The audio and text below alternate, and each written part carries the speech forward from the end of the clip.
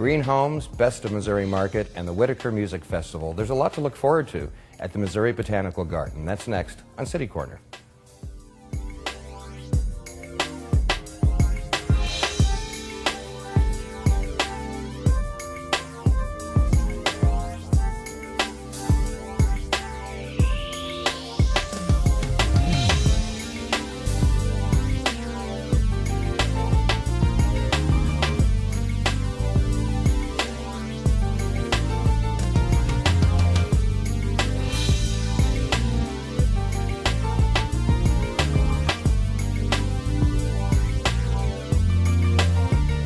I'm Steve Potter, and welcome to City Corner.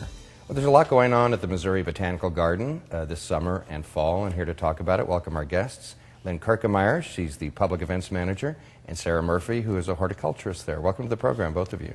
Thanks for having us. It's great to be back. And another great summer in St. Louis, huh? Yeah, definitely. Oh, yeah. You used to the heat yet, or? You start to adapt, I think. Are you outside as a horticulturist? Are you always outside, yeah, I guess? Pretty much outside all day, 8 hours, so just get used to it. Yeah. Lynn, you're probably in the office. I'm in the office. I'm guessing. Thankfully, yes.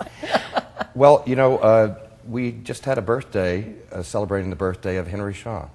Yes, July 24th. We celebrate his birthday every year, and his gift is the garden to St. Louis, and our gift to the people is to let everybody in for free on his birthday. I think we have a painting of Mr. Shaw, and he was a successful St. Louis businessman at one time. What can you tell me about him? Well, he made his fortune selling cutlery and that kind of thing, tools to the pioneers who are going west through St. Louis. And he retired at 41, thinking he had more money than anybody needed, and started building the garden in his retirement. More money than anybody needed. Yeah. How much is that exactly? Then I think it was around $1 million. I'm not quite sure really? Off the top of my head. It wasn't much compared to today's standards. So what's the story about when he moved out to what is now the Missouri Botanical Garden? That was literally out in the country. It was. It took 6 hours by buggy to get to Missouri, to the garden, as proper as we know it now. He had a summer house there, Tower Grove House, which we still have today. He lived downtown St. Louis, and in his will, we had to bring his townhouse brick by brick from downtown St. Louis and rebuild it onto the grounds. So it was a working farm at one time. Mm-hmm. It's changed, many, many times. It's evolved over the years. Yes, Sarah, as a horticulturalist, tell me what your impressions are of the Missouri Botanical Garden. It's a treasure. I mean, you can't find a facility like that just everywhere, right? No, absolutely not. I mean, Missouri Botanical is world-renowned. You know, we're definitely up there as far as botanical gardens go. We have so many, assets to the community, and we've got the Monsanto Center for all the research, so it's a gem. And I just might point out behind us here, there's an image, just by coincidence, mm-hmm. of the Climatron, yes. which is a pretty significant structure in itself, isn't it? Yeah. It is, and we celebrated its 50th anniversary last year, and really there's not a more beautiful sight than seeing the sun set on the Climatron in St. Louis. It's just spectacular. Absolutely. Could you talk a little bit about the Victorian District and what you mean by that? Well, that really is the footprint of the Victorian gardens that Henry Shaw started. Very traditional in their design. Sarah might be able to talk a little bit more about that design. They were renovated in honor of our 150th anniversary last year. Mm-hmm. But the Victorian style of gardening really came around in the 18th century during the Victorian era, and that was a time when a lot of new plants were coming into cultivation, and those new plants made that style possible. And it's basically to paint a tapestry with flowers. And the horticulturist over that really maintains that style, and you can see a lot of interesting bedding plants that you might not always see, and I know they have a lot of succulents down there as well. When I think of Victorian gardens, tell me if this is the right conception I have, I think very formal gardens. Oh, absolutely. Right? Very formal, very, straight lines, and it's just gorgeous what they do. Of course, what's happened over the last few decades, I guess, is how you've expanded. Now you have so many different types of gardens there, which, like the Japanese garden, which we're going to talk about later. Yes, yeah.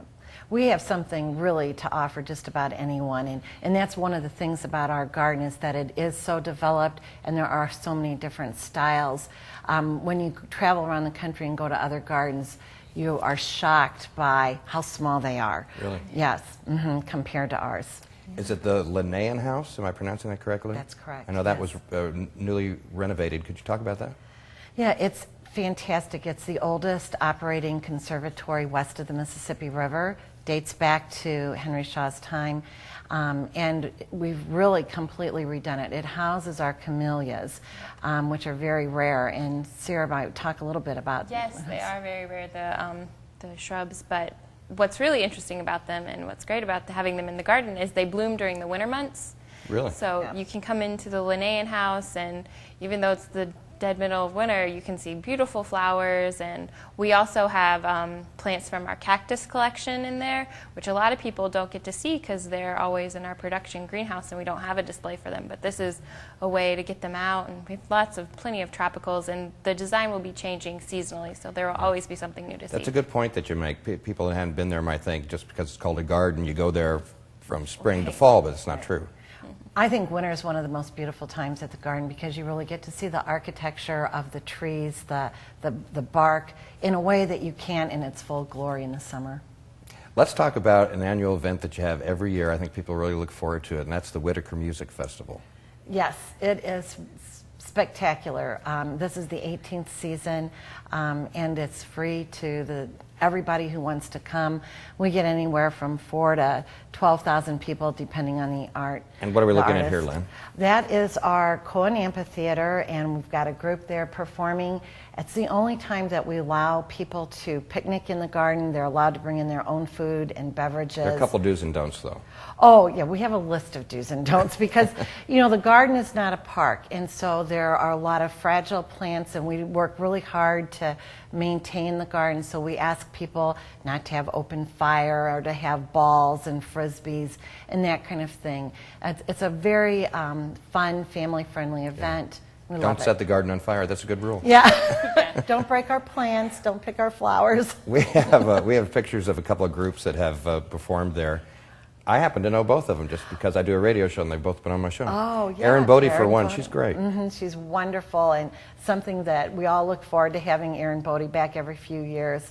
She's just a treasure in St. Louis. This next group is really interesting, Pokey Lafarge. Yeah, we're thrilled that we were able to get them They're this making year. some national They waves. sure are. They really are, and NPR had them on, and we're really excited that they were able to put us into their schedule. It was really hard to get them, and so that was a coup for our staff. So anyway, the Whitaker Music Festival is a wonderful thing, and people Yes. take advantage of the rest of the garden, too. That's right. Right, it's a great time to go explore because you're able to get into the garden and it's really relaxed feeling. I love going on Wednesdays nights.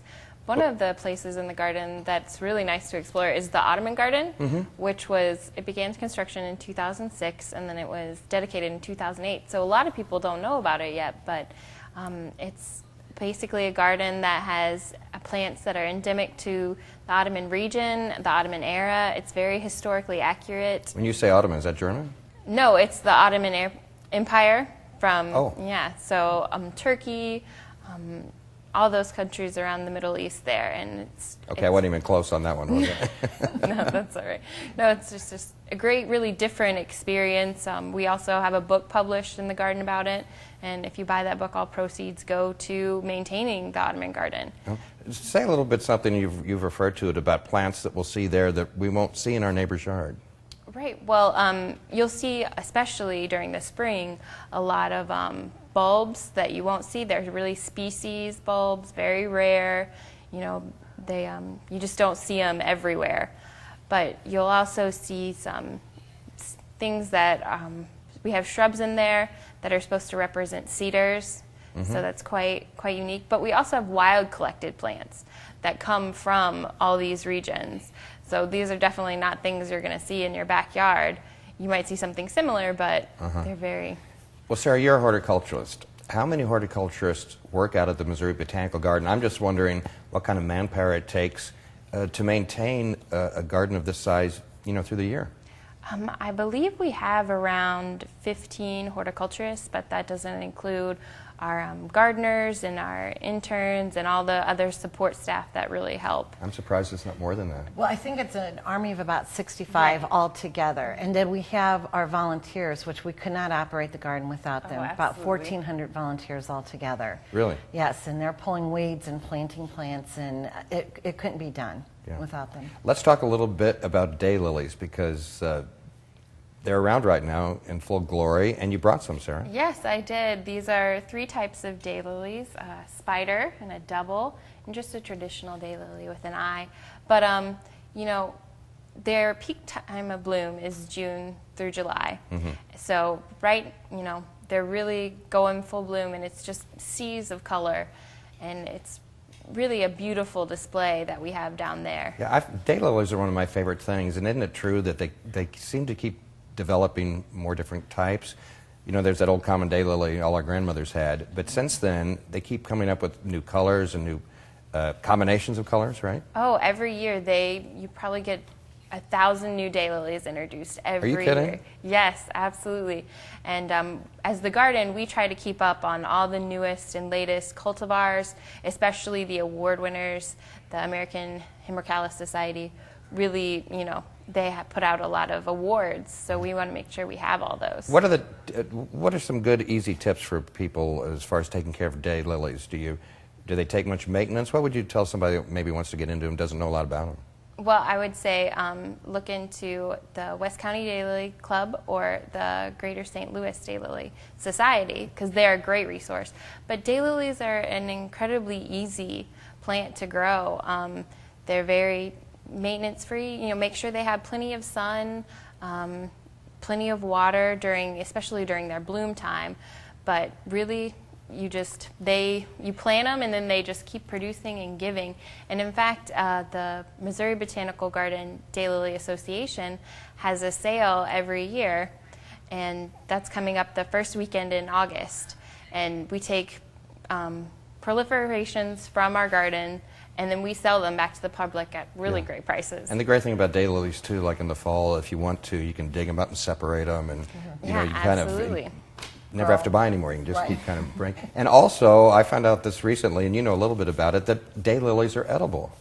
Yes, absolutely. The petals are edible, and they're delicious. I recommend them absolutely. And you can also use the flower buds before they open in stir fry. Wow. Something to think Who would've about. known? Well, we've got a lot more to talk about at the Missouri Botanical Garden. We do need to take a break, and we'll be back with our guests right after this. Stay with us.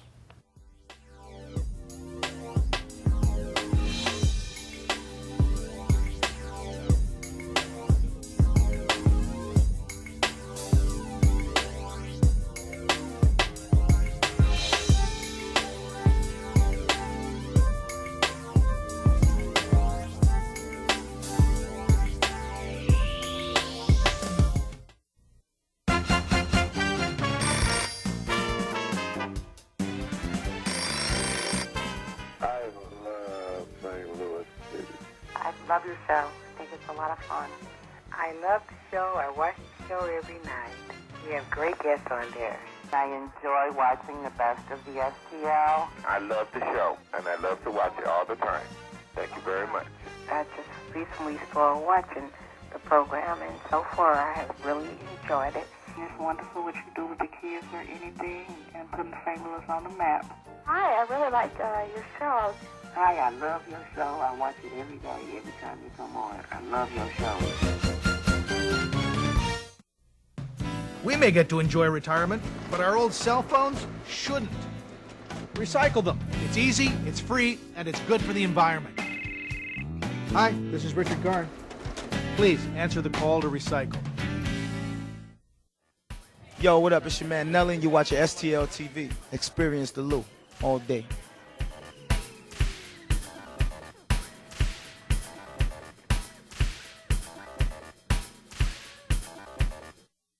In times of peace and times of war, in times of joy and times of pain, we need them, they need us, and we need you. The USO, until everyone comes home.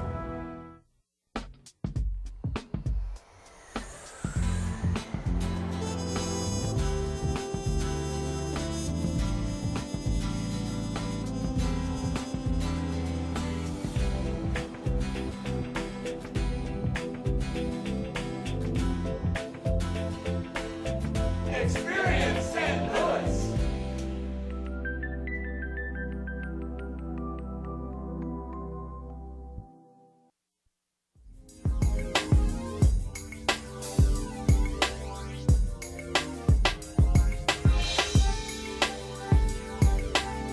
I'm Steve Potter, and welcome back to City Corner. We're talking about things that are happening at the Missouri Botanical Garden today, a St. Louis treasure, it certainly is.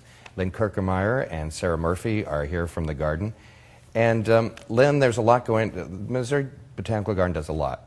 Outreach programs, educational programs, classes, and I guess your website is a really good resource for people. Our website is wonderful. In fact, we're giving it a facelift right now, and it'll be even more user-friendly than it is now. But we have all kinds of adult classes, children's classes, stroller aerobics from moms with small children. There's really something going on all the time that is unique and different and fun to do in the garden. So definitely go to the website. Okay, Sarah, you're a horticulturalist. Yes. What does it take to become a horticulturalist? What kind of background do you have to have?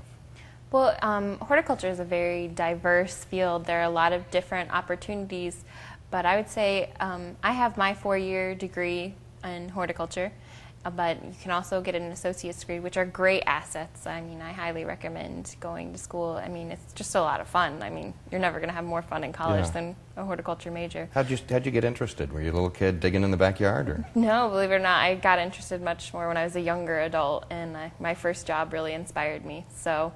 But experience is what really matters, I would say. The education is great, but you're not going to learn it till you're out there doing it. So even if you're just digging around in your own backyard and discovering things on your own, it's just a lot of fun. Yep, it's my big hobby. I'm a far cry from horticulturalist, but I love to try. I think it's the #1 hobby in the United States is gardening. Absolutely. Is that right? Mm-hmm. Yep. Well, another thing, going back to my youth, besides digging in the dirt, is tree houses, and you're doing something so cool with tree houses. Yes, we're doing extreme tree houses this year, and we call them extreme because they're not in trees. We had a contest, there were judges. These are businesses and architectural students and art students who designed the trees. They won a competition and they built them on the garden grounds. So we wanted them to be accessible to everyone, and that's why they're on the ground and not in the trees, and we can't hurt the trees, of course. So it's been really interesting. People love them, families love them, and nobody's going to fall out. No lawsuits. Nobody's going to fall out. Yes, that's correct. That's true. We have 3 pictures of those tree houses. Okay. Why don't we take a look at those? Sure. You can talk about it. That is Pi, and it is a very esoteric tree house by the Christner Corporation, and it really talks about the golden triangle and how that appears in nature and in building, everything. So it's very, very unique. There's sails and all kinds of things that you would create from found objects. Let's go to the next one. Oh, that one we love. Inside the tree house, so the entire outside is designed to kind of look like a tree trunk. The roof is green. There's a rain barrel to water the plants with. And it's embellished, as you can see, with different kinds of leaves, and we really love it. And everything has to have a use afterwards. Can't go into landfill. Really? Yes. Makes sense. Yeah. We have one more. And that is our tree hunt tree house. We have a St. Louis tree hunt that's going on, and this particular tree house is actually called Tree Hunt, and it's telling people how to find the trees in St. Louis for the tree hunt. So a really neat piece, and just the wood and the design of it, the fencing by another architectural group. Sarah, are there things people need to think about when we talk about tree care? Everybody knows people pay a lot of attention to bushes and daylilies and things. You might think, well, it's a tree, I don't have to do anything. Well, no, trees are a very important aspect of your garden, and their maintenance is really important. And I think that starts off first with choosing the right tree or choosing the right area for the tree. You want to make sure that the tree you're not planting a giant tree next to your house, because in the long run you'll just end up losing it, or you don't want to, plant a sweet gum tree right next to a sidewalk where you're going to have to be constantly cleaning it up. But I would say pruning is probably one of the most important parts of tree maintenance, and I've learned them the 3 Ds of pruning, which is you take out the diseased wood, the damaged wood, or the dead wood. And you always prune back to I call it a joint. That's probably not the correct term. Right. It's actually called a collar. That's what it's called. But yes, you want to trim it as far back. You don't want to leave a stub, which is unsightly, and also it's an avenue for disease and viruses to get into the tree. Yeah. A horticulturist friend of mine taught me a long time ago, always, when you're going to go buy a tree, always picture it full size. Oh, absolutely. And then visualize where you want to put it as, just because it's small and cute now, you got to think of what it's going to look like in 10 years. It can grow up to be quite a thing. You have something that at the garden, Sarah, that you call champion trees? Yes, we do. And they're basically state champion trees that are renowned for their size. They're the largest in this state. And I believe we have 3. One is a white basswood, the other one is a posohawa, and then a soapberry tree. So these are spectacular trees. Yeah. Speaking of spectacular, there's something that's coming up in September that's an annual thing, too, it's a personal favorite of mine, Lynn, and that's the Japanese Festival. Japanese Festival, yes. Over 30 years, we've been doing it, around 34. It's Labor Day weekend. It's one of our signature events and probably the largest and best Japanese festival in the United States. And we've got some images here. Yep. Yes. Oh, that's part of one of our dancing Bonadori groups, I believe. We have sumos who come from Hawaii. They are true sumos who've been in the wrestling field. Music, kimono shows, food demonstrations, and of course you can buy food there. That's just wonderful. I think we have a couple of images to look at from the Japanese Festival at the Missouri Botanical Garden. Oh, bonsai. Working on a bonsai. Yes, yes. Several. We have a bonsai demonstration. You can buy plants. What could be more Japanese than the bonsai plants? Oh, look, that's the opening ceremony, I believe, where we break the sake bowl and really get the festival started. Oh, you have a little so don't sake miss at the garden. Oh, you have to have sake when you have a ceremony opening the festival. I'm suddenly more interested. Yeah. Well, do come ice sculpting. It's just a fabulous, fabulous event. Sarah, talk a little bit about the Japanese garden and maybe what some of the more popular plants are. And are there any of these plants that we can do at home? Oh, absolutely. The Japanese garden is such a great asset, and it has so many bloom seasons. Our first bloom season being the cherries. They come into full bloom around March, and then they're closely followed by the magnolias, which you can easily grow at your home. And there's also peonies that bloom in May, and then late May, early July, June, there's the Japanese iris along the zigzag bridge, which is a beautiful display, and also the lotus plant, which everybody loves to see. So these are a lot of great plants that you can grow yourself to kind of incorporate a Japanese feel. Yeah, I have the chihuli glass. Is that in the Japanese garden, or where is that? It's in the central access and in the climatron. We also have some in the rose garden.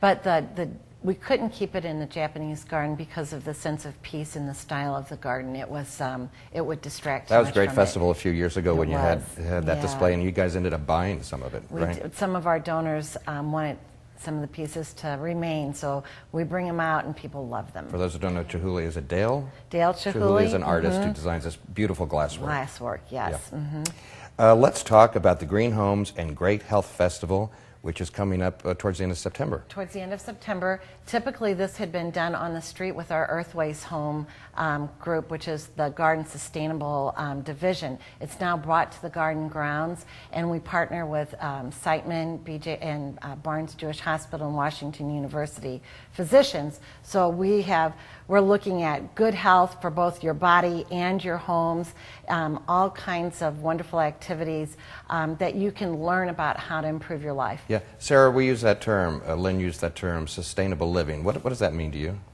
Sustainable living, I would say that's making as little impact as possible on the planet and just doing things in a very sustainable way. And I feel like gardening is one of those things that you can make very sustainable. I mean, you can buy locally, you can do your own composting, you can try native plants.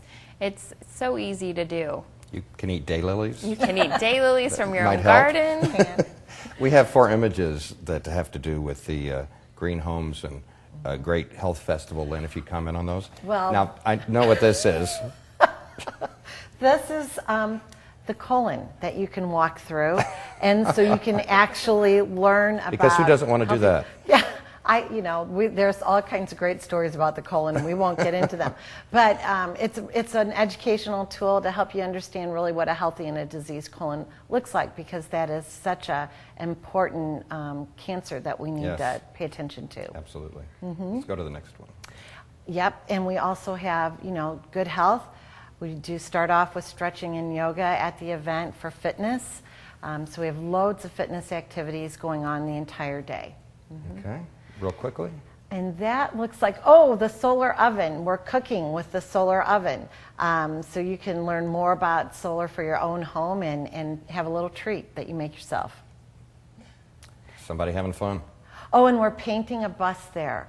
Metro bus, right? Metro bus gets painted by anybody who comes can take a part. It's a design, and it's really very, very fun. Well, before we run out of time, I want to hit one more topic, and that's the Best of the Missouri Market, and that's in the first couple of days of October? Yes, the very first weekend in October. It's our 20th anniversary. We're adding a Friday night preview this year with attendance prizes, and it's a spectacular event.